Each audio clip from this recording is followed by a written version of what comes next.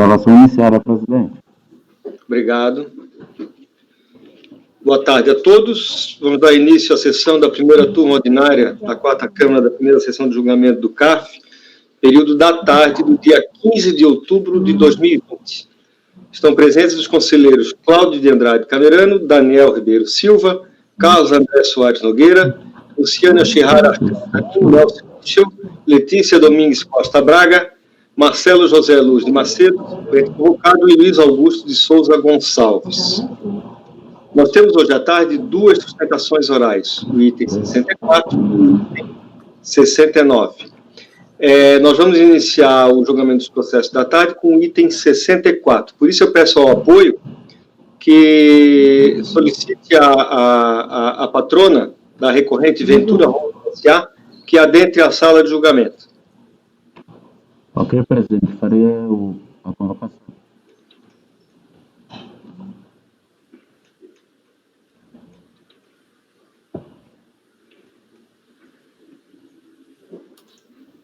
Item 64 da pauta. Seu processo será julgado agora. Por favor, observar a mensagem no chat privado.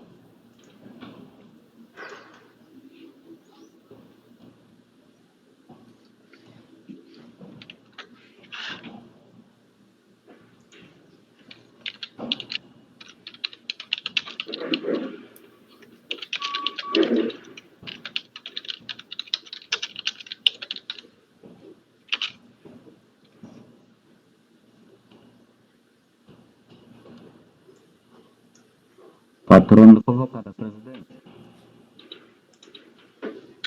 Obrigado, Alberto. Vamos aguardar a entrada dela, então.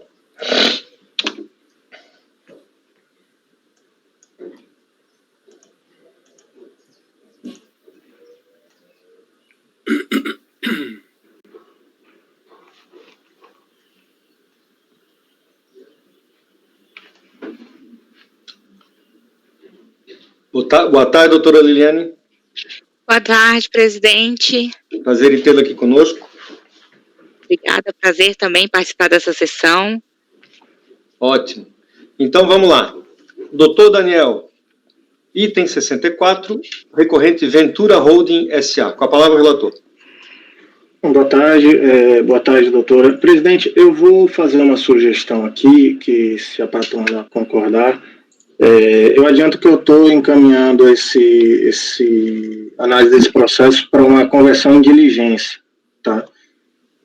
Em linhas gerais, é uma discussão quanto à comprovação do valor de R-fonte de um ano calendário que composição negativa para fim de uma compensação.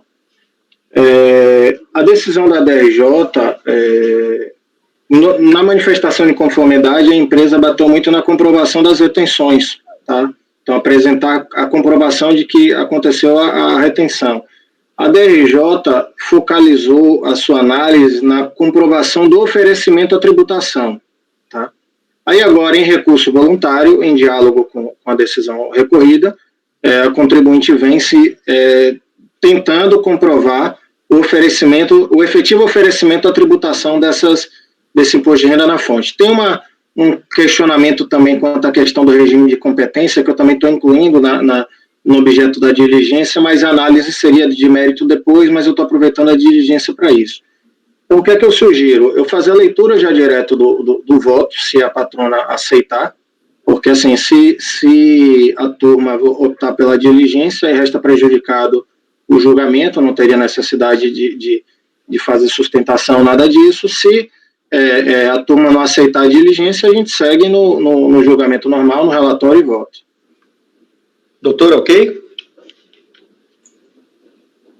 Presidente, de acordo, como resumido pelo conselheiro, isso mesmo, teve essa espécie de alteração de critérios só no recurso voluntário, que a recorrente trouxe uma vasta documentação comprovando que os rendimentos foram sim oferecidos à tributação.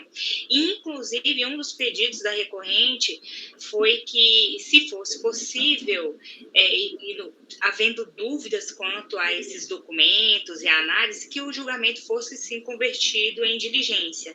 Então, aqui me basto, porque também foi um dos pedidos da recorrente, e eu fico à disposição caso haja algum tipo de dúvida. Eu agradeço. Ok, obrigado, doutora. Doutor Daniel. Bom, pessoal, então vamos direto aí ao voto, na página 8. Né? O recurso é tempestivo, preenche o requisito de admissibilidade, por isso dele conheço. Basicamente, a não homologação da compensação se deu em razão de terem entendido, entendido a unidade de origem da RJ que o contribuinte não teria oferecido integralmente o IR-fonte que gerou o pleiteado saldo negativo à tributação. Em razão disso, reconheceu parcialmente seu direito creditório na exata proporção dos valores levados à tributação.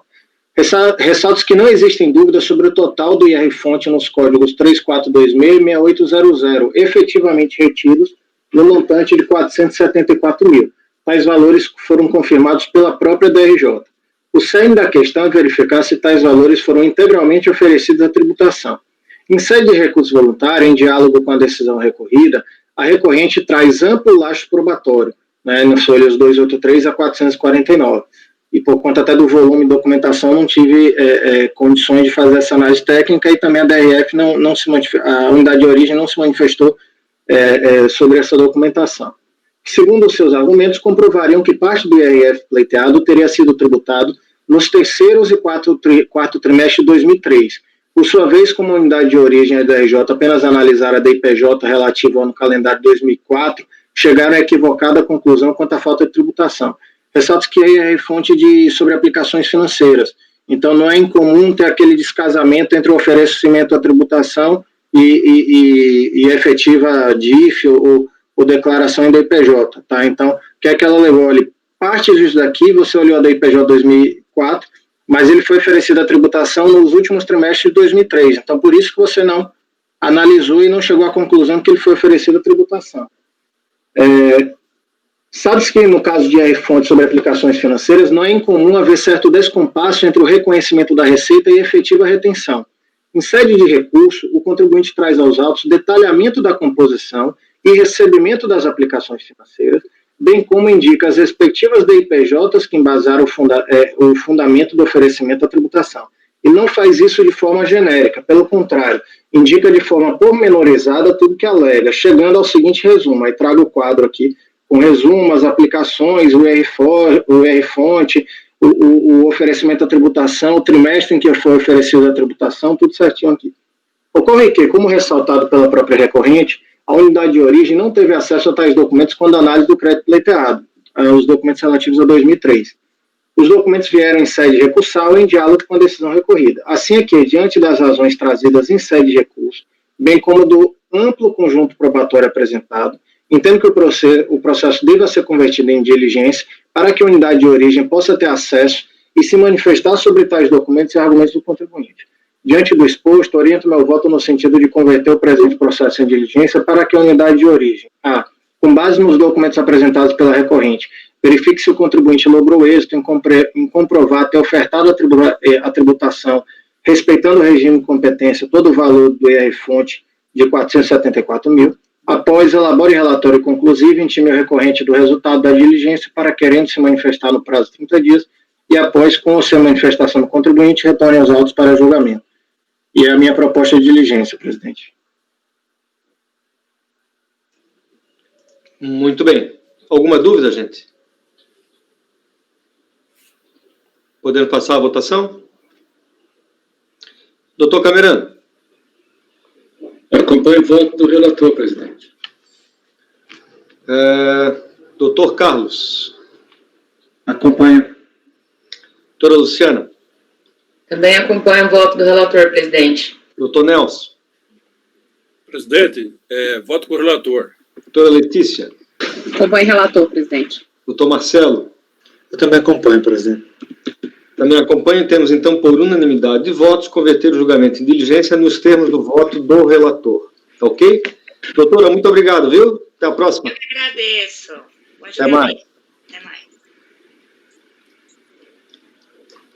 Bom, eu estou verificando aqui, na realidade, viu o apoio? Por gentileza, Alberto.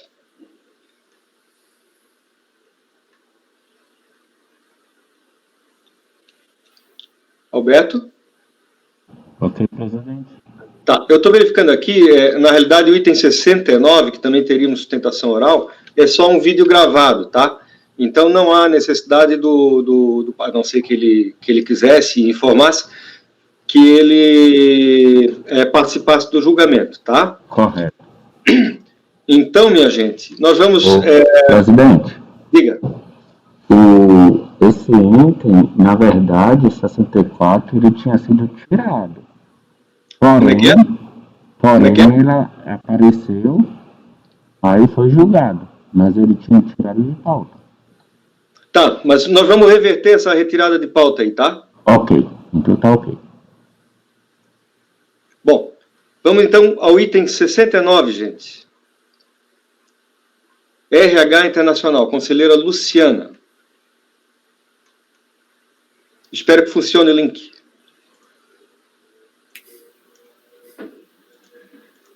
Trata-se de recurso voluntário interposto contra acordo por unanimidade.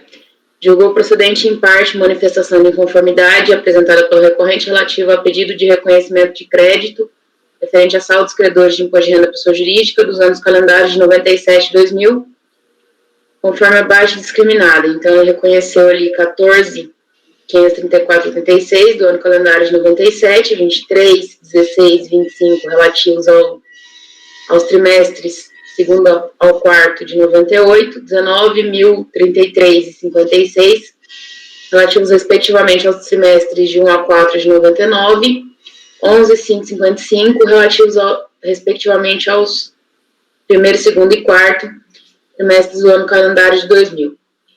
O presente processo tem origem no requerimento anexado às folhas 2, acumulado com pedido de compensação, onde a interessada pleiteia a compensação de seus créditos decorrentes de imposto de renda retido na fonte, os exercícios de 97 a 2000, com o débito relativo de R-fonte de período de apuração fixado em 31 de março de 2000. Posteriormente, a manifestante aditou o pedido, mediante requerimento acostado às folhas 7 e 64, solicitando com a solicitação de compensação com os débitos referentes ao imposto de renda e contribuição social relativos ao primeiro e terceiro trimestre de 2000, conforme planilha de folha 765 e PIS e COFINS concernentes aos períodos de janeiro a maio de 2001, a teor da planilha de folhas 971. A título de complementação de pedido de compensação, acrescentou o requerimento de folhas 975, acompanhado da planilha de folhas 976, onde despontam os seguintes débitos que pretende compensar. Sobre imposto de renda e contribuição social relativos ao primeiro e quarto trimestre de 2001, PIS e COFINS referentes a janeiro e julho de 2001, concernentes às filiais do Rio de Janeiro, Porto Alegre, São Paulo e Guarulhos. Houve editamento a pedido solicitando compensação de débitos de imposto de renda e contribuição social do primeiro trimestre de 2000 e PIS e COFINS do período de janeiro a maio de 2001 e complementou o pedido com o fim de que fossem compensados imposto de renda da pessoa jurídica e contribuição social do primeiro ao quarto trimestre de 2001 e COFINS e PINs de janeiro a junho de 2001 das filiais do Rio de Janeiro, Porto Alegre, São Paulo e Guarulhos. A manifestação de inconformidade foi interposta em face do despacho decisório que indeferiu o pedido de compensação, alegando que sua margem de lucro era reduzida em face de sua natureza, sendo que o IR resulta superior ao efetivamente devido de forma trimestral.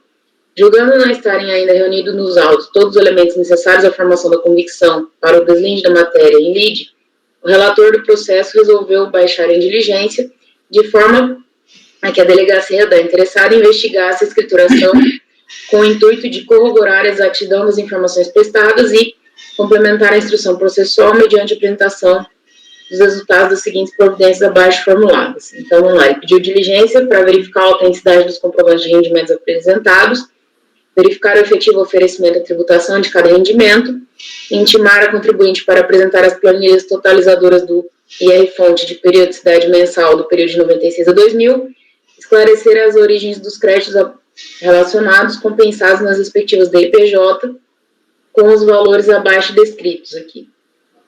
3 compensado em 97, 179,52,36 deduzidos a título de fonte na DPJ de 98, Os valores reduzidos de 14, 7, 11 e 2 a título de fonte. Origem dos valores deduzidos de 23, 44 e 20 a título de R-fonte na DIPJ 2000, realizados nos 3 primeiros trimestres de 99, a teor das pesquisas de folhas 1705 e 1706, a origem dos valores deduzidos de 33, 13 e 61 a título de fonte na DIPJ de 2000, realizados nos 3 primeiros trimestres de 2000, a teor das pesquisas de folhas 1706 e 1707. Com o resultado da diligência, houve aditamento às razões da defesa, alegando que, como seu objetivo social é a alocação de mão de obra temporária, sofre retenção de imposto de renda e contribuição social sobre o faturamento bruto, o que justifica a compensação de acordo com os documentos juntados. Após analisar a manifestação de inconformidade, a Delegacia da Receita Federal viu por bem deferir em parte o pedido de reconhecimento do crédito do saldo relativo aos saldos credores de imposto de renda-fonte dos anos calendários de 97 a 2000. O acordo demarcou que, na apuração do IR, no encerramento de cada período de apuração, deve a parte interessada deduzir do valor apurado declarado os recolhimentos feitos a títulos de estimativas mensais do imposto de renda-fonte e sobre as aplicações financeiras, sendo que, ao restar saldo credor, se configura hipótese de crédito a ser compensado ou restituído. Entendeu que cabia a manifestante, por ocasião da diligência, ter indicado as origens dos créditos, bem como comprovado tal origem.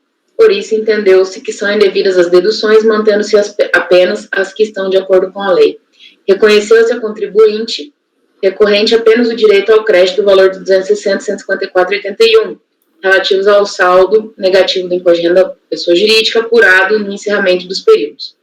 Inconformada, o recurso voluntário foi interposto em março de 2011, requerendo a reforma do acórdão para que seja reconhecida a existência dos créditos de imposto de renda-fonte no período de 11 a 12 de 96, anos base de 97 a 2000, no valor de 637.526,88, homologando-se integralmente o pedido de compensação e seus aditamentos.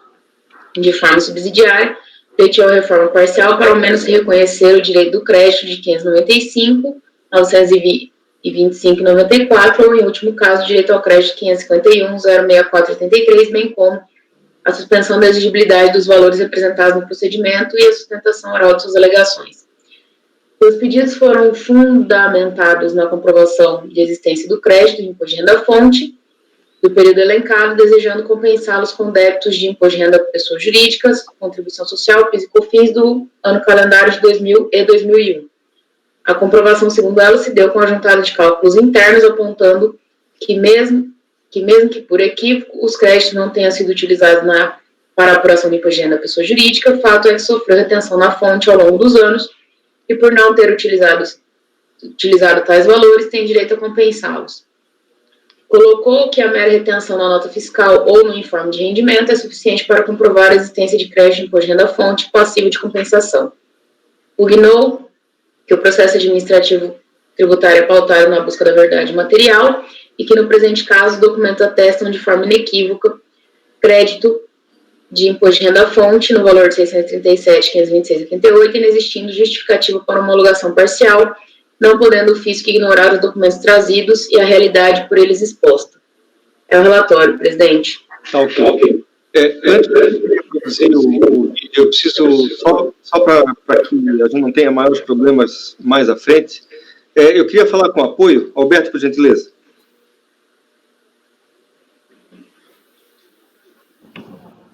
Ok, presidente. Alberto, essa informação de que havia sido retirado de pauta o item 64 consta só da tua anotação aí da pauta ordenada ou foi encaminhado algum pedido para publicação no sítio?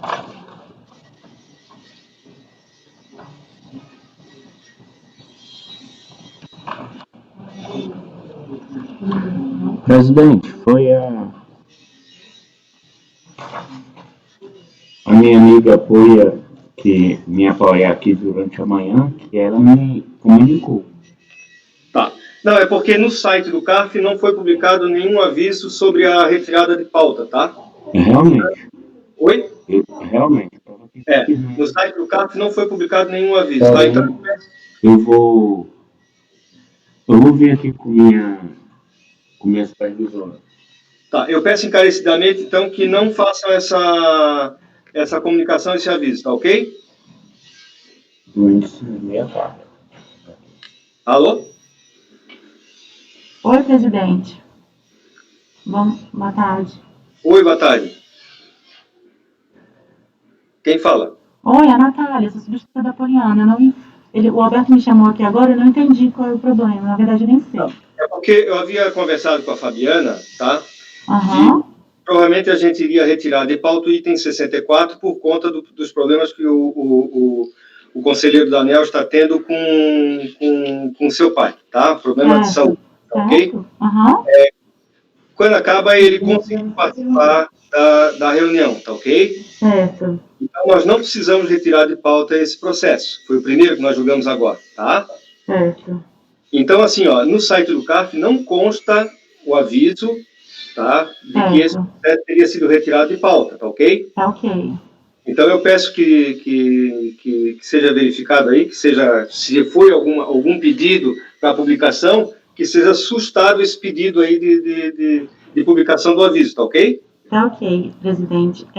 Só que aqui eu tenho uma planilha constando que tem sustentação oral, né? Sustentação oral. Isso. E... Já foi feita a sustentação, inclusive. A parte estava presente. Não, entendi. Entendeu?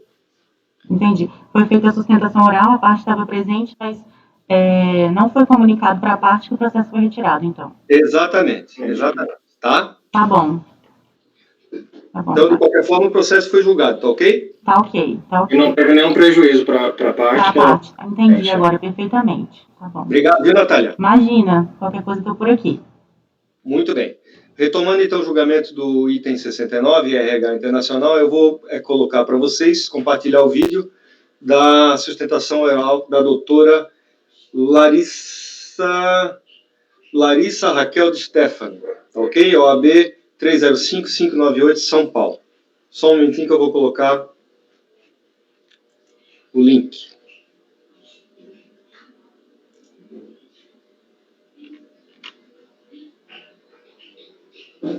Vamos lá.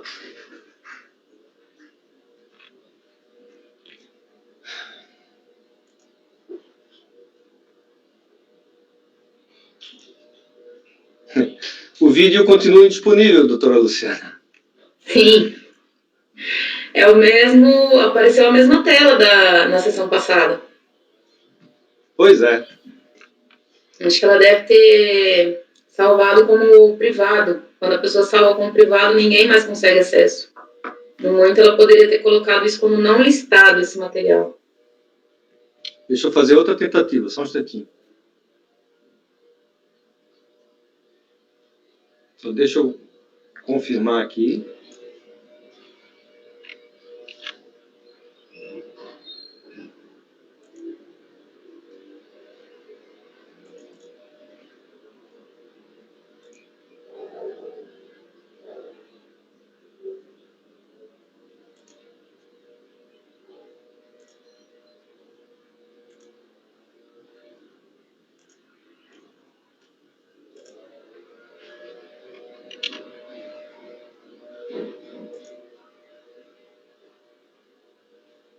Ela entra e sai, tá vendo?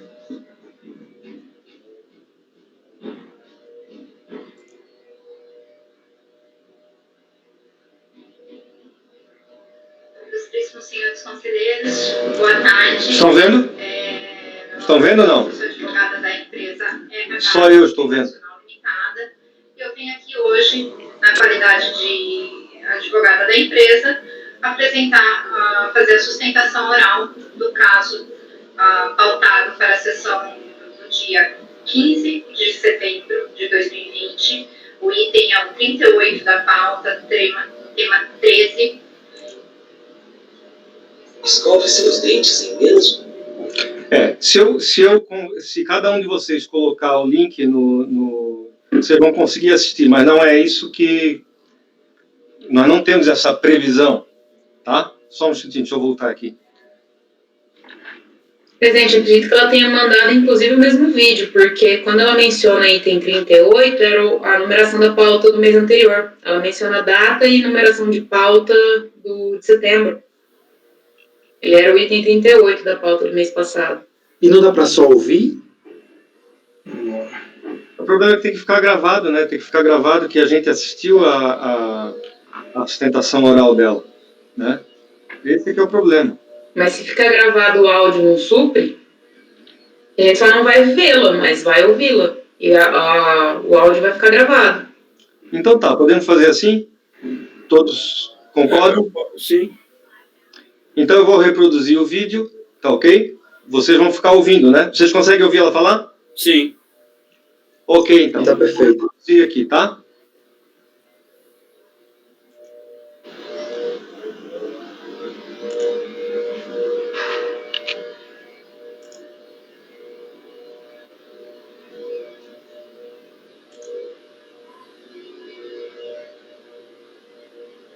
Ilustríssimos senhores conselheiros, boa tarde.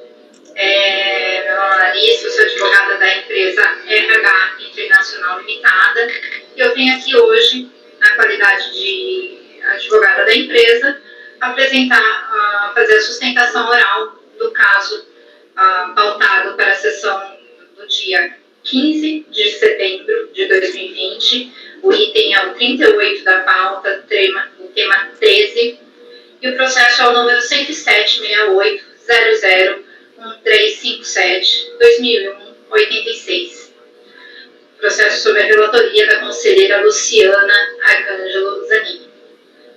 O caso sob análise, ele se refere a um pedido de compensação feito pela empresa de crédito de imposto de renda retido na fonte, referente aos períodos de novembro e dezembro de 1996 e dos anos calendários de 97 a 2000.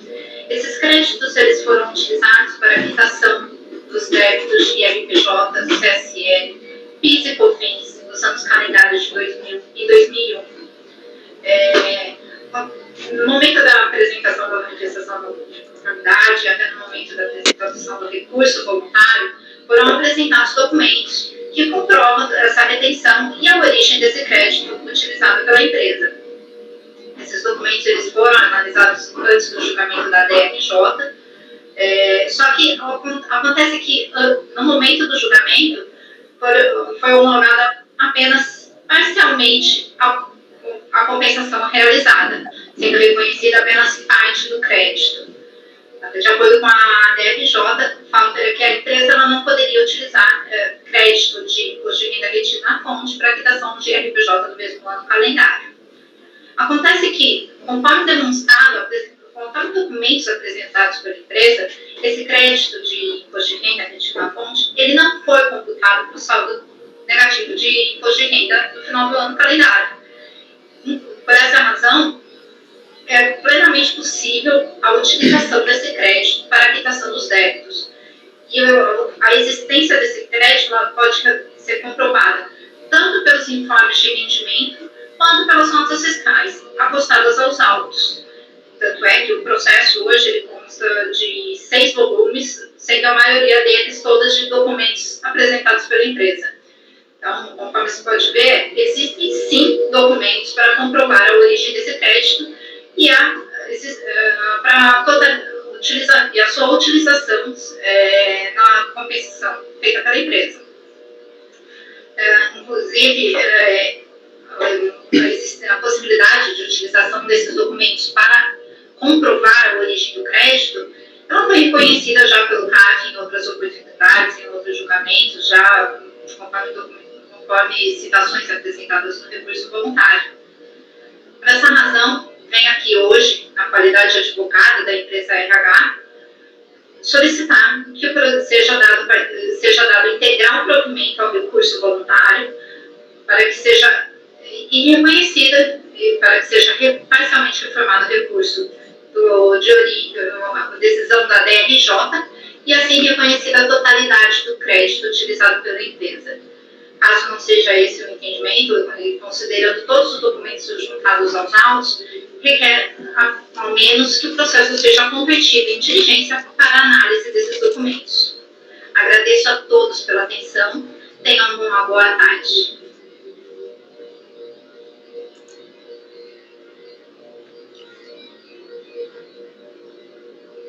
Muito bem. Todos ouviram? Deixa eu só retirar aqui. Ótimo.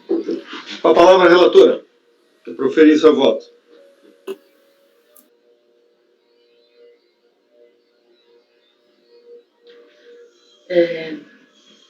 Em resumo, a recorrente pleiteia reforma parcial do referido acórdão para o fim de que seja reconhecida a existência de crédito de imposto de renda-fonte relativos aos períodos de 11 a dezembro de 96 e anos base de 97 a 2000, por conseguinte, seja homologado integralmente o pedido de compensação de folhas 2 e seu aditamento de folhas 764, 765 e 975, 976, ou caso assim não entenda, seja determinada a baixa dos autos em diligência para confirmação dos fatos narrados. Isto porque, segundo a recorrente, conforme demonstrado no recurso voluntário, inclusive mediante a apresentação de tabelas e com base nos documentos já apostados nos presentes autos, não restariam dúvidas de que o acórdão ora guerreado deverá ser reformado em parte a fim de que seja integralmente homologado o pedido de compensação de folhas 2, posteriormente aditado as folhas 764, 765, 975 e 976. Aqui no caso, presidente, até resumindo um pouco o voto, e se vocês tiverem dúvidas a gente retorna, esses valores apontados pela a recorrente, eles foram objeto já da diligência, né, essas dúvidas suscitadas por ela, elas foram objeto da primeira diligência formalizada pela DRJ justamente para fazer esse confronto, né, entre os créditos que efetivamente estavam provados e seriam passíveis de compensação e aqueles que não restariam. Tanto que o julgamento, né, ele foi dado provimento parcial, justamente em razão dos valores que haviam sido localizados ali por ocasião da diligência. Então, assim, como no recurso voluntário a contribuinte ela reitera os mesmos argumentos, né, basicamente ela não contradiz o resultado da diligência no sentido de apontar qualquer equívoco, né, nesse encontro dos créditos ali realizados. E, assim, ela reproduz aqui, né, as tabelas apontando o saldo de imposto de renda a compensar, alegando que isso restaria aprovado, mas conforme já formulado aqui, né, diligência produzida em sede de julgamento pela DRJ, atendendo aos pedidos de esclarecimento formulados pela contribuinte, efetivamente não conseguiu se lograr o êxito em encontrar a veracidade do crédito efetivamente por ela pretendido.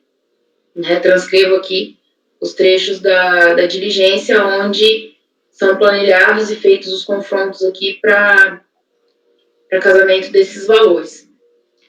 Então, diante da detida cuidadosa análise da documentação mencionada pela recorrente como em tese comprobatória do direito alegado, inclusive com a realização de diligência sobre os documentos apontados, tendo sido evidenciado que, na verdade, a interessada pretendeu foi alterar o seu pedido de compensação anteriormente formulado, incrementando um novo valor creditício, não há como dar guarida ao argumento dela no sentido de que mera retenção na nota fiscal ou no informe de rendimento é suficiente para comprovar a existência de crédito de imposto de renda passivo de compensação.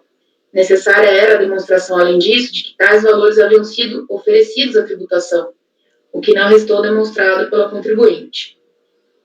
Dessa maneira, mantenho a decisão recorrida por seus próprios acertados fundamentos no que diz respeito à matéria objeto de recurso voluntário, restando também incólume a decisão quanto aos demais pontos decididos e não questionados, ante o pedido limitado à reforma parcial pela alegação de existência de créditos de imposto de renda fonte relativos aos períodos de novembro e dezembro de 96 e ano base de 97 a 2000. Assim, ante o exposto, eu nego o provimento ao recurso voluntário. Muito bem. Alguém tem alguma dúvida? Esse crédito de imposto de renda na fonte, isso é a empresa que recolhe pelo estimativa, não é isso? Imposto de renda? Então, ele teve essa retenção toda aí e deveria ter jogado isso para o saldo negativo, se fosse o caso, né? E não fez, né? É isso? Não. E agora quer compensar o valor individual do crédito por dentro da fonte, com débito. Ela apresenta, né, as notas fiscais, a documentação evidenciando alguma retenção, mas não tem a outra perna, que é a do oferecimento da tributação. Sim, ele tem que se oferecer a tributação no ano da retenção, né? Isso. E se ele não levou para o saldo negativo, ele tinha a opção de levar, de deduzir do imposto devido lá, né? É a opção. Se ele não levou para o saldo negativo, como é que ele pode compensar isso? Com débitos. O que se compensa é o saldo negativo. É para votar, presidente? Se mais ninguém quiser fazer algum tipo de comentário, podemos iniciar a votação, sim. Tudo bem. Doutor Camerano, seu voto, então. Eu vou acompanhar a relatora, só queria que ela fizesse aqui uma retificação aqui na folha 2. Pode falar, Camerano. Aqui, ó. Aqui na folha 2. Deixa eu ver se é a folha 2.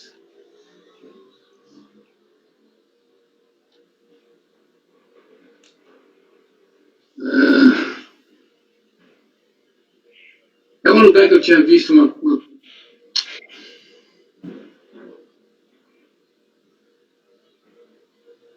Bom, vai seguindo aí que eu vou procurar aqui, depois eu falo, mas eu acompanho o relator. Tá, joia. Doutor Daniel. Presidente, eu acompanho. Além de tudo, o contribuinte fez um pedido de crédito aditivo posteriormente, que não tem nenhum fundamento legal. Tanto que ele faz esse pedido de crédito aditivo e ainda pede que a Receita confirme nos sistemas que foi feito efetivo recolhimento. Então, não tem nenhuma base legal para esse pedido do contribuinte, ele não traz nada novo no recurso, só repete planilhas unilaterais, é um processo de quase 20 volumes, um monte de documento jogado, um monte de jogados em que teve-se um trabalho muito grande de fazer a diligência, né, e confirmar os valores que estavam em DPJ, e parte foi levado a saldo negativo, só parte ficou solta, e depois ele fez um aditivo dizendo: eu tenho crédito de R-fonte, então acrescente aqui para compensar, uma compensação direta de R-fonte e um pedido aditivo posterior. Não tem fundamento legal nenhum, então acompanho a relatora. Doutor Carlos.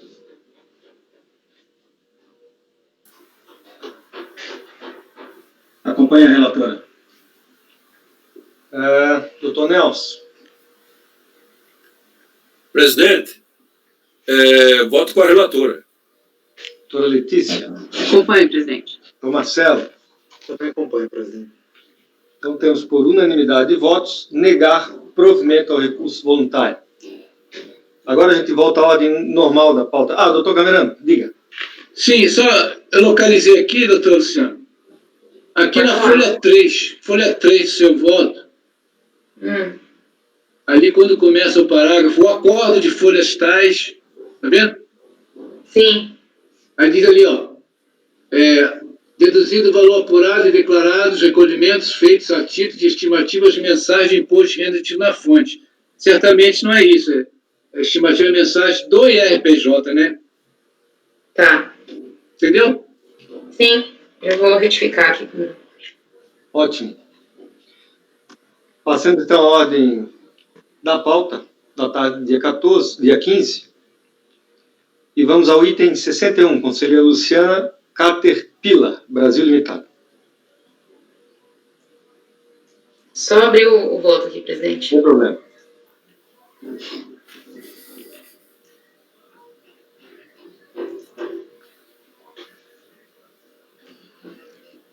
Esse processo da Caterpillar é um recurso voluntário interposto contra o acórdão que, por unanimidade de votos, julgou improcedente a impugnação ao auto de infração para permanecer no imposto de renda retido na fonte no valor de R$ 41.511,76, acrescido de multa de ofício de 75% e juros de mora correspondentes. O auto de infração originado da realização de auditoria interna da DSTF da recorrente constatou a irregularidade no crédito informado Por ausência de pagamento em impugnação apresentada, a recorrente alegou que o auto de infração de referência deve ser extinto, posto que o débito nele apontado está liquidado. O que ocorreu que por lapso, ela constou no vencimento da DCTF, 4 de janeiro de 97, quando a data correta seria 8 de janeiro de 97, data em que o tributo foi pago, razão pela qual não se localizou o pagamento. Pelo despacho decisório, a DERAT São Paulo apontou que o pagamento indicado na impugnação se referia a outro débito de dezembro de 2016, bem como reviu de ofício e cancelou parte dos débitos lançados, tendo sido mantido o valor de 41.511,76. Assim, o acordo julgou improcedente a impugnação, reconhecendo que, de fato, o contribuinte recorrente se equivocou ao preencher as datas dos STFs, visto que o correto para o período de apuração da primeira semana de janeiro seria, de fato, a data de 8 de janeiro de 97. Contudo, tal equívoco não seria suficiente para cancelar o lançamento, posto que o pagamento que indica as folhas 41 como sendo desse débito corresponde, na verdade, ao pagamento do período de dezembro. Reconheceu-se, então, apenas a diferença não utilizada, permanecendo como devido o valor de 41.511,76. Inconformada com o resultado do julgamento, interpôs recurso voluntário, alegando em síntese que a decisão recorrida apresentou entendimento novo, posto que o recolhimento do DARF apontado às folhas 41 foi realocado de ofício para quitar débito de dezembro de 96, e que, por entender que a medida significa emenda ao lançamento incabível, bem como da qual não se defendeu a medida que configura cerceamento de defesa. Alega que não é obrigada pelo decurso do prazo a guardar documentos fiscais do período, estando impossibilitada de se defender, e que o lançamento provavelmente foi realizado com a competência errada, sendo a decisão medida para retificá-lo. Pugnou pela desconsideração de quaisquer alegações relativas ao período de dezembro de 96, visto que não integram o lançamento, requerendo assim que o pagamento realizado seja realocado para quitar a competência de janeiro de 97, e como consequência o cancelamento do lançamento pelo pagamento.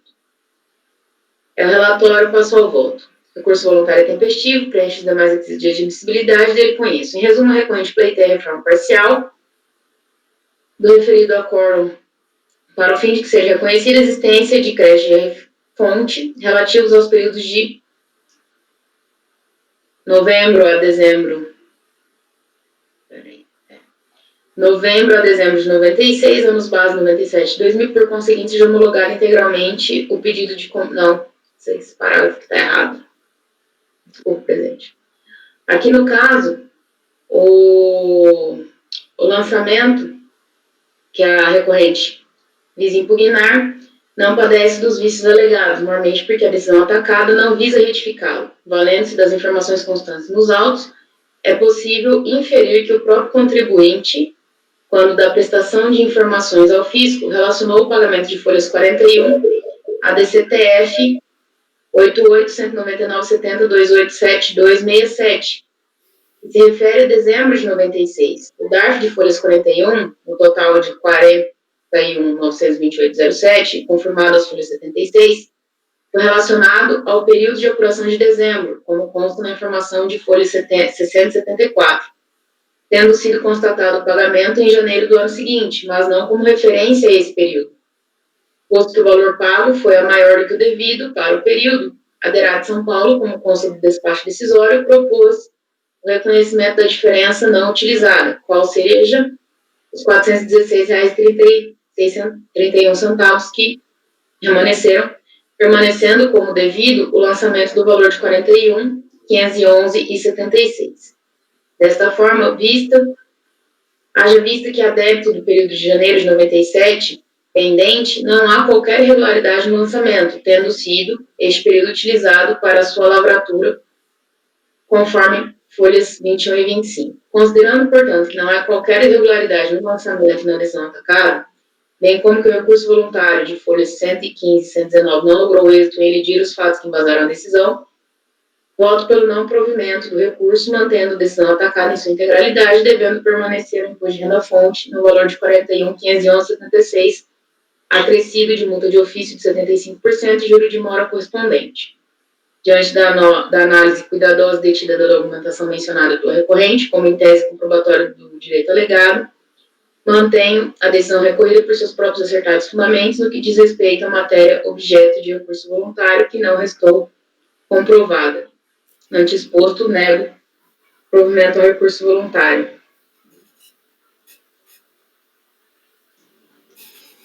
Alguém quer fazer alguma consideração, alguma dúvida? Podemos passar a votação? Presidente, se eu puder só confirmar aqui com a relatora, só para entender corretamente, é porque ele fala que teve uma realocação de ofício, etc., mas pelo que eu entendi aqui, ele tá querendo usar um DARF relativo a janeiro de 97, só que esse DARF está alocado na DCTF de dezembro de 96, tá? Que ele confessou 41.900 e alocou esse DARF, ou desculpa, 41.500 e alocou esse DARF de 41.900 lá. Aí ele está alegando, na verdade, esse DARF relativo a janeiro de 97 e que teria o crédito, etc., mas ele não via aqui nenhuma documentação alterando. A DRJ simplesmente diz isso, ele está dizendo que, na verdade, a DRJ está inovando ou está realocando, quando só o que ele falou inicialmente que já estava alocado e, portanto, tinha um débito confessado e não pago, não é isso? Isso. Inclusive, ele até justifica, né, a ausência dessa documentação que demonstrasse efetivamente que esse DARF, segundo ele defende, seria referente a janeiro, pelo decurso do tempo, né, e que realmente ele não tem mais essa contabilidade para fazer prova daquilo que ele alega, né, que esse DARF seria referente à competência de janeiro. E que ele admite não ter condição de fazer essa contraprova, em razão do decurso do tempo. Ele não estaria obrigado a guardar a contabilidade por mais de 5 anos, enfim. Mas é exatamente esse o raciocínio, né? Ok. Doutor Camerano? Pois é, de fato, se na própria DCTF ele informa que o valor é alusivo a dezembro de 96, e o vencimento do tributo ali é em janeiro ou dia 8, evidentemente que não pode ser o prêmio de apuração, né? Segundo o contribuinte falou, evidentemente que esse valor lá não poderia ser relativo a janeiro. E foi um equívoco da parte dele, óbvio. Então, de forma que eu acompanho a relatora, presidente. Muito bem. Doutor Daniel? Acompanha, presidente. Doutor Carlos? Acompanho. Doutor Nelson? Presidente, eu voto com a relatora. Doutora Letícia? Acompanhe, presidente. Doutor Marcelo? Eu também voto com a relatora, presidente. Também voto com a relatora. Temos, então, por unanimidade de votos, negar provimento ao recurso voluntário. Ok? Vamos ao item 63, 64. Item 65. Conselheira Letícia, água sanitária Super Globo.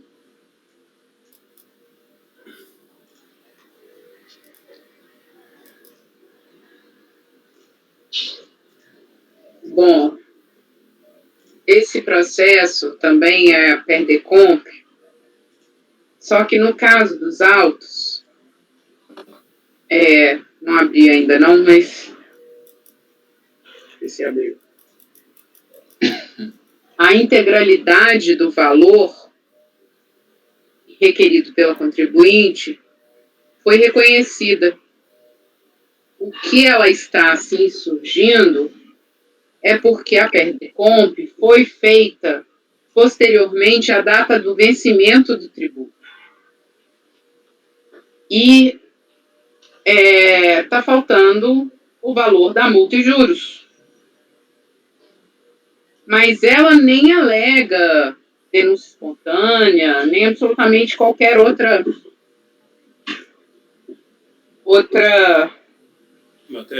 tese capaz de socorrê-la. Ela simplesmente fala que tem o crédito. O crédito ela tem, e o crédito já foi reconhecido. Fiquei na dúvida, eventualmente, se isso aqui não seria não conhecer do recurso.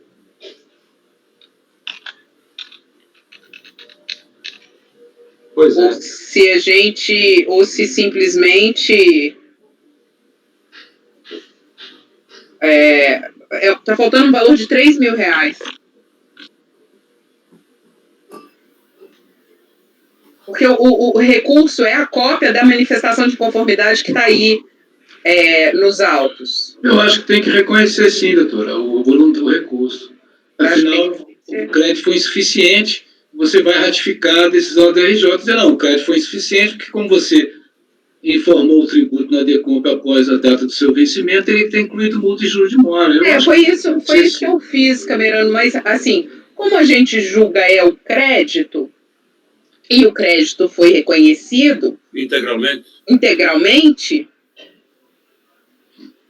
mas acontece que o crédito não foi suficiente para, segundo ele, para compensar todo o débito. A gente julga no primeiro momento o crédito, tudo bem, mas também julga a homologação da compensação. Isso é que não foi suficiente, né? Para isso é que não foi suficiente. Então, eu acho que tem que conhecer e negar provimento. Isso. É o que eu estou fazendo. Cuidam os autos de PERDECOMP, onde a contribuinte indica crédito de pagamento indevido ao maior de RPJ para compensar débito próprio. O direito creditório foi integralmente reconhecido, porém se revelou insuficiente para quitar os débitos informados, eis que a compensação ocorreu após o vencimento do débito, estando correta a incidência de multa e juros.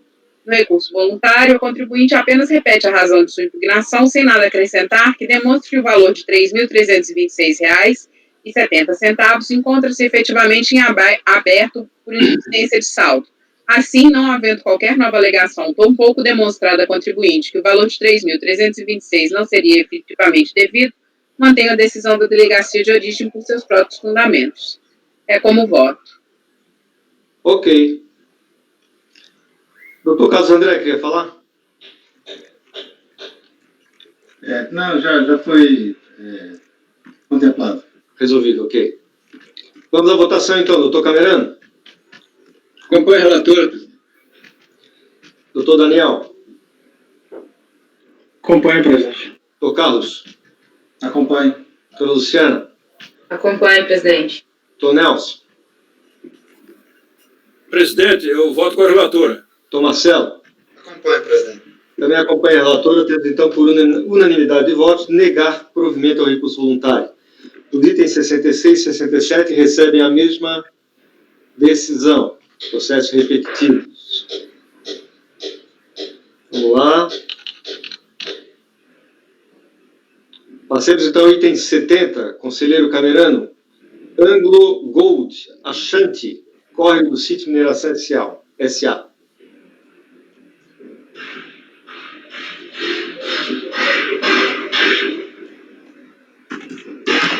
Estou abrindo aqui, presidente.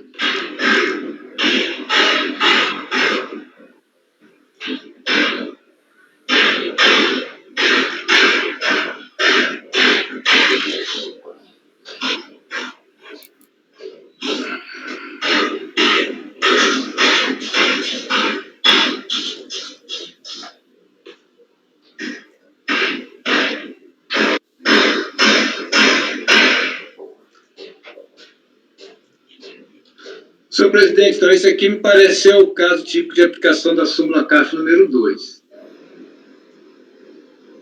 O que houve aqui? Foi uma multa por atraso na entrega da CTF e na impugnação, tanto na impugnação quanto no recurso voluntário, aqui pode ver que no recurso voluntário aqui na página 3, ele fala que configura-se desproporcional, né?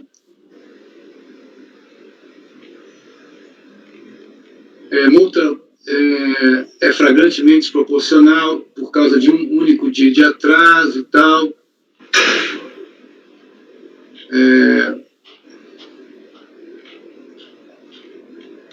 Que a simples existência de dispositivo legal prescrevendo a multa pelo atraso na entrega da DCTF, calculada com base em percentual do tributo informado na declaração, não é suficiente para que sua exigência seja válida. É o que está na lei, né? Multa não pode ser considerada razoável, violação ao princípio da proporcionalidade. Ressalto que o nítido desvirtuamento da função da multa, pois ao invés de sanção, sua finalidade está sendo arrecadatória. Por fim, ainda destaca que o princípio do não confisco da Constituição Federal. Então, não tem nada aqui, senhor presidente. Então, do conhecimento, eu estou utilizando aqui a súmula 2 do CAF. Eu voto por não conhecer do recurso voluntário.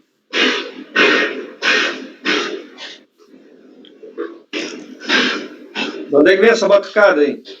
Pois é, eu não sei não. É aqui. Deixa eu fechar.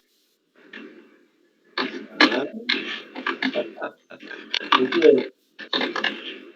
De vez em quando vocês ouvirem uma serra, vocês me avisem, porque aqui também eu tenho uma obra em cada lado aqui.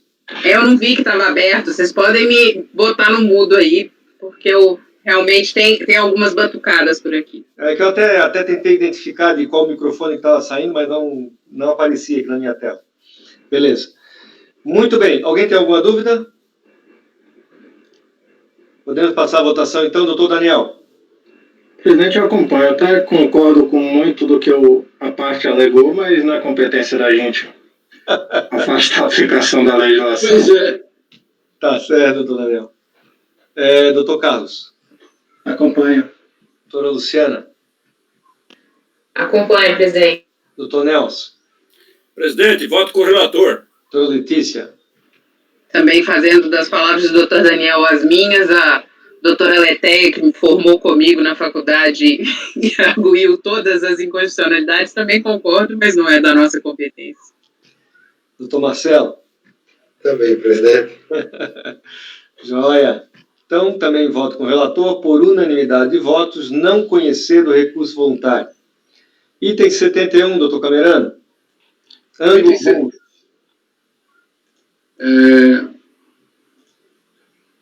O 71 é o 2014-68, né? Deixa eu ver. Exato.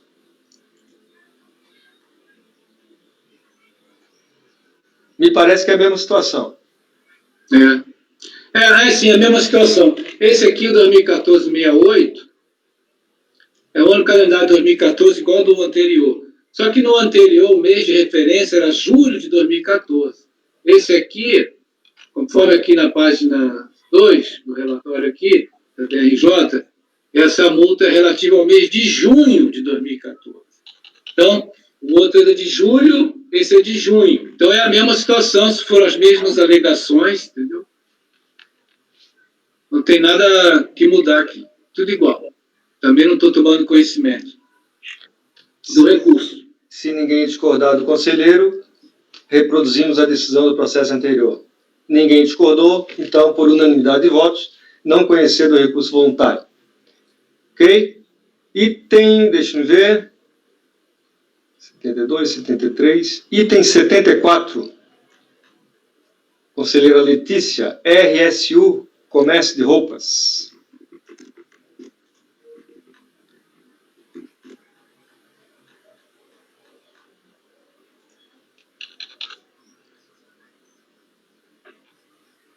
RSU, Comércio.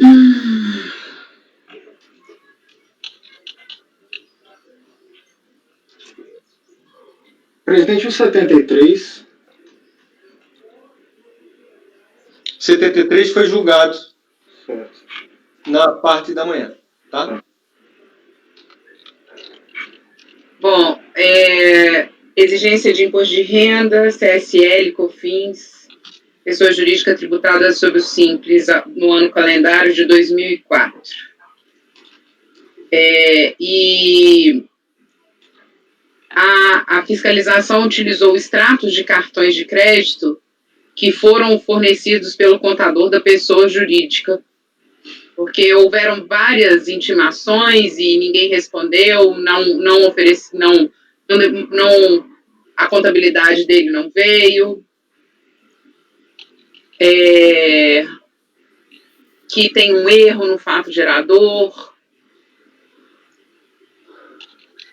Bom, quando do julgamento pela delegacia, Restou a decisão emendada que a diferença entre as receitas declaradas e de vendas realizadas advindas de operações com cartões de crédito evidencia omissão de receita sujeita ao lançamento de ofício de acordo com o regime de tributação a que estiver sujeito a pessoa jurídica.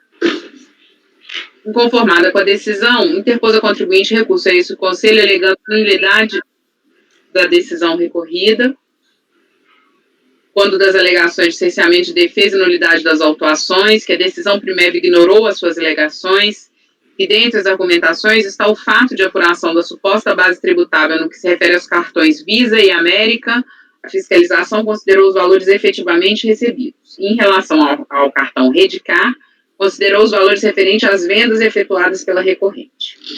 Em relação ao regime de competência, a recorrente utilizava regime de caixa e que, por este fato, não considerado pela autoridade autuante, tampouco pela DRJ, por esse motivo deve ser cancelado o lançamento tributário. Que não há previsão legal para a tributação da recorrente pela suposta omissão de receita e que as obrigações tributárias de pessoas jurídicas optantes pelo Simples podem ser apuradas pela receita bruta mensal declarada em livro caixa ou em livro diária, como no caso da recorrente, que a fiscalização caracterizou a suposta infração como presunção de omissão de receitas e não omissão de receita direta. Os valores considerados foram das receitas brutas e não das líquidas, que houve o erro na data do suposto fato gerador, que o auto deve ser cancelado. Então, a autuação de imposto de renda, PIS, CONFIS, contribuição social e INSS, do ano calendário de 2004. Quanto às alegações de nulidade da decisão de primeira instância, isso já no voto, né? O suposto cerceamento de defesa não assiste qualquer razão à recorrente. A delegacia analisou todas as razões expostas na peça impugnatória e simplesmente as rechaçou conforme abaixo. Não há qualquer nulidade constante da decisão primeira. A alegação de nulidade posta na impugnação é desprovida de fundamentação. Eu estou colocando de novo rechaçou, é porque o recurso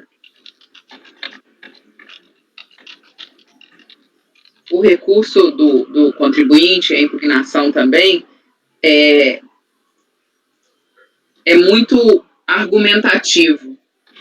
Tem até uma palavra que um conselheiro, o nosso decano, gosta de utilizar. Sim, aquela. Aquela. Basicamente, o recurso é isso, né? E aí, depois, ela alega todas essas nulidades de regime de caixa ou competência, omissão de receita, tal. Eu estou aqui pegando um pedaço do relatório, aonde fala que a recorrente ela não apresentou absolutamente nada. Que a única coisa que ela apresentou foi um contador que apresentou esses extratos dos cartões de crédito. E aí eu estou citando aqui a questão do princípio do venire contra facto próprio. Porque, na verdade, ela não cumpre qualquer das intimações, ela não responde à fiscalização, e agora ela vem alegar nulidades que, eventualmente, teriam sido ocasionadas por ela mesma. Ela não falou se era caixa, se era competência, ela não falou nada, a única informação que a fiscalização teve foram essas do cartão de crédito. Então, o que foi julgado aqui foi o que conseguiu fiscalizar. Então, eu estou repetindo aqui as razões da delegacia por seus próprios fundamentos, eu as tomando como minha. 57, não é 47, não, né? O artigo do regimento interno que fala do... 57. 57. Parágrafo 3º. Estou colocando aqui toda a fundamentação da decisão recorrida e mantendo a decisão da delegacia de origem por seus próprios fundamentos, presidente. É como voto. Muito bem. Doutor Camerano. Acompanhe a relatora, presidente. Doutor Daniel. Com a relatora, presidente. Doutor Carlos. Com a relatora. Doutora Luciana. Acompanhe a relatora, presidente. Doutor Nelson. Presidente, voto com o relator. Doutor Marcelo. Também, presidente, acompanho. Também acompanho. Temos, então, por unanimidade de votos, negar provimento ao recurso voluntário. Item 79, doutor Camerano, JCM, administradora de bens limitada.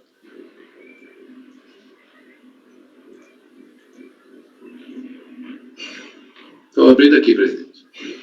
JCM.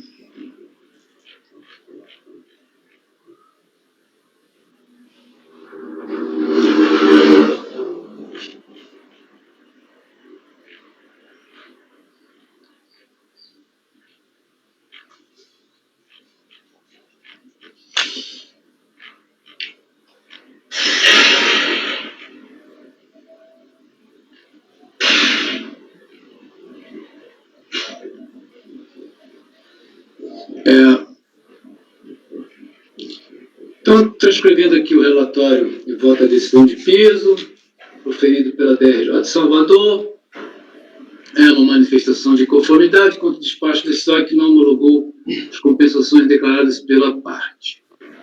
Aí aquele texto lá do despacho, que o DAF, discriminado, ele foi utilizado para a quitação do débito, enfim, o valor do débito é igual ao do DAF, então não teria crédito aí, segundo o despacho decisório. A interessada alegou erro no preenchimento do CTF, e que já teria sido retificada, né?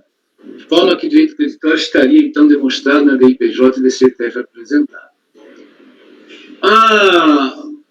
No voto da decisão de piso, né, ele explica aqui a origem do crédito e tal, do DAF, né, que estaria alocado na DCTF e tal.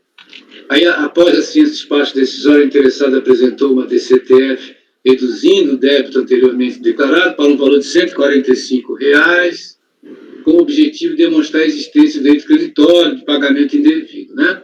Contudo, não teria juntado documentação hábil e fiscal que comprovasse esse erro de preenchimento, ou seja, você reduziu o débito declarado na DCTF, você tem que comprovar essa redução do débito, né? Não basta apenas você apresentar uma DCTF retificadora e reduzindo o débito. Muito bem. Então, ela conclui aqui que, como a manifestante não trouxe aos autos seus registros contábeis e fiscais acompanhados de documentação hábil, não há como reconhecer o crédito pleiteado. No recurso voluntário, aqui em preliminar, ele diz que o equívoco aconteceu no momento do preenchimento da DCTF, né, que não teria retificado e tal. Depois ele retificou, né?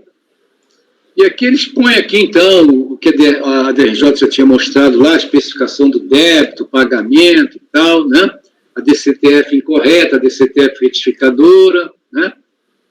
Então, ele, com base nesse quadro aqui, ele entende que ficou demonstrado aí, né? Que o equívoco ocorreu de não ter tido retificado a DCTF.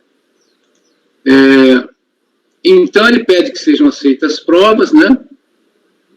Que tratou-se de um mero equívoco. Então, o que ele anexa aqui no recurso voluntário?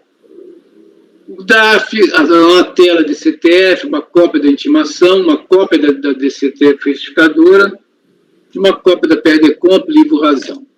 Bom, preenchidos os requisitos de admissibilidade do recurso voluntário, dele se conhece. A decisão de piso apontou que faltava o registro contábil e documentação pertinente que comprovasse o recolhimento maior. Tendo agora a recorrente apresentado cópia do razão, no caso, a conta IRPJ restituir, onde consta ali o valor recuperado de R$ 145,85. Além disso, ele trouxe a cópia da DCTF original retificadora. Eu entendo, entretanto, que o simples registro contábil que não é suficiente à comprovação do crédito pleiteado para fim de compensação com o débito da recorrente. Afinal, qual foi a razão para a redução do débito informado do DCTF original? Essa explicação não se tem. Apesar da insignificância do valor, é necessário que se demonstre, por meio de documentação, a natureza do erro cometido, pois somente a retificação da DCTF e registro contábil não são, isoladamente, hábeis ao reconhecimento da existência do crédito. Portanto, senhor presidente, eu voto para negar provimento ao recurso. Muito bem. Alguém quer fazer? Passemos então a votação, então. Doutor Daniel. Com o relator, presidente, R$150, né? Que a gente está. R$146. R$146. Depois de anos a gente está jogando aqui, gastando tempo para jogar isso. Só essa sua fala já foram R$145, doutor. A minha fala não vale tanto assim, não, mas a gente gasta muito mais que isso aqui. Muito bem, doutor Carlos André. Com o relator. Doutora Luciana. Acompanho o relator, presidente. Doutor Nelson. Presidente, voto. Eu acompanho. Doutora Letícia. Não, relator, presidente. Doutor Marcelo. Também, presidente. Me acompanhem, temos por unanimidade de votos, então, negar provimento ao recurso voluntário. Os itens 80 e 81 terão a mesma decisão. São repetitivos. Passemos, então, ao item 87, conselheiro Carlos André, Indústria Cerâmica Fragnani, Limitada. Presidente, esse aqui é bem rápido. Veja, aqui é a PDComp, né, de crédito de pagamento devido a maior de fonte, né, a autoridade administrativa indeferiu o crédito, afirmando que ele já havia sido objeto de análise em PDComp anterior, que havia concluído pela inexistência do crédito. Muito bem. Ela apresentou manifestação de inconformidade e aduziu, em síntese, que os créditos oriundos de pagamento indevido ao maior tinham sido devidamente disponibilizados em razão da desvinculação dos mesmos nas DCTFs daquele período. Né? A DCTF não teria mais a vinculação. Perdão, eu estava com a câmera fechada. Muito bem. No julgamento de primeira instância, ela foi julgada, a manifestação foi julgada improcedente, e a razão foi que a DCTF efetivamente vinculava o pagamento em questão ao débito declarado. Né? A contribuinte, no recurso voluntário, ela se limita a alegar que teria ocorrido um erro do seu departamento fiscal ao deixar de retificar as DCTFs para fazer a desvinculação que ela tinha alegado.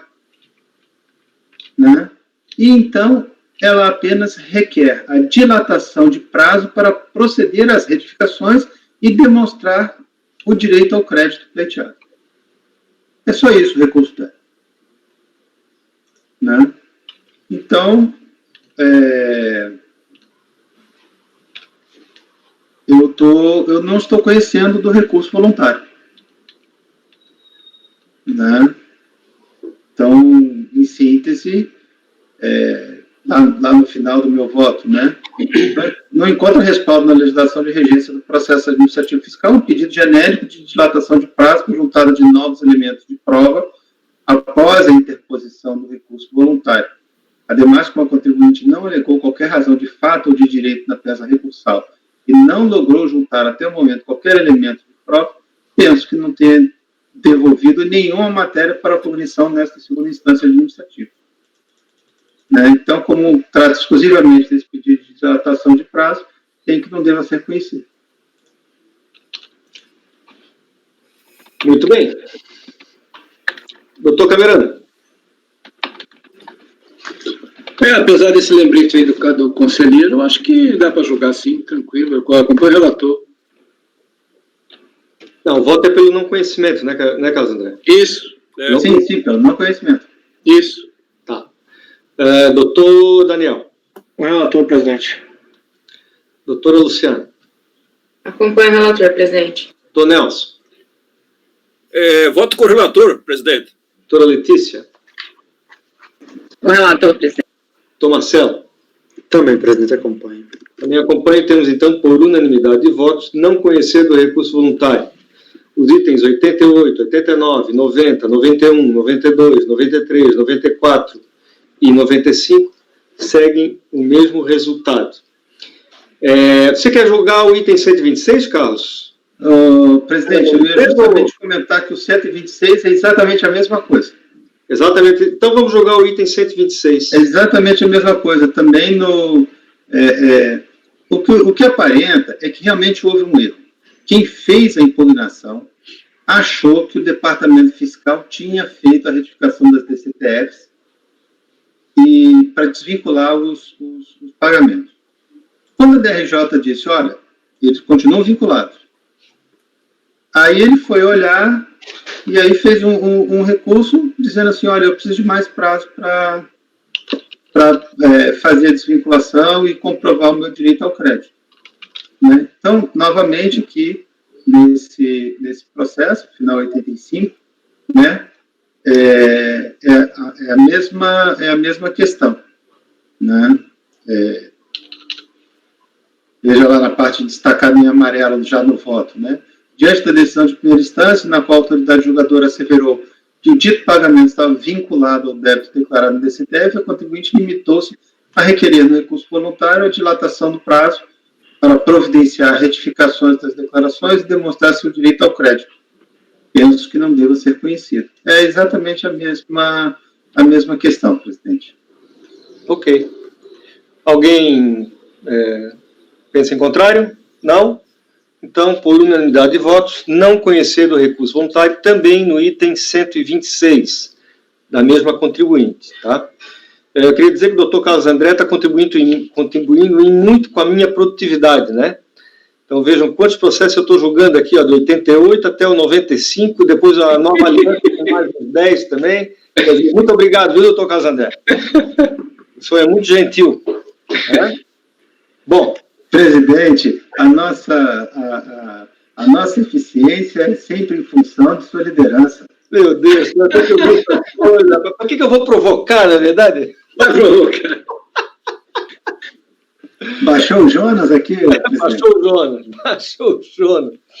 O Jonas, para quem não conhece, poucos aqui conhecem, aliás, ninguém conhece aqui, né? O Jonas é um colega nosso da fiscalização, que é um baita de um puxa-saco do chefe. Então eu enfrentei o Jonas durante muitos anos, não é verdade, doutor André? Mas tudo bem. Olha que vocês estão sendo gravados, hein? Não, mas tudo bem, não tem problema. O Jonas é uma figura muito querida nossa, né? Muito querida. Então não é demérito nenhum para o Jonas.